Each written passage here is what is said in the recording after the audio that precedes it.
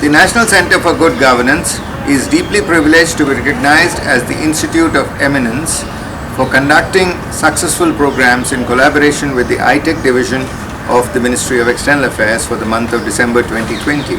During this period, we have carried forward the message of good governance practices in a pandemic in collaboration with ITEC Division to 46 countries of the world. One of the largest workshops that were held by the National Centre for Good Governance was in the African countries, in which 26 African countries, both from Anglophone as also Francophone Africa, and several speakers from their preeminent institutions and Indian missions abroad participated in the deliberations along with 266 delegates. The knowledge sharing and experience sharing enabled a wide dissemination of best practices across Africa and India.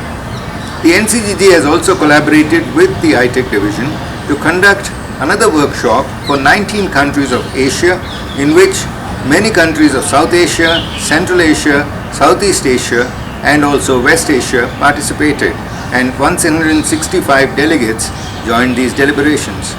In both these conferences, the Minister of State for Personnel, Dr. Jitendra Singh, delivered the inaugural address, and the Secretary of the Department of Administrative Reforms, Dr. Shivaji, delivered the valedictory address.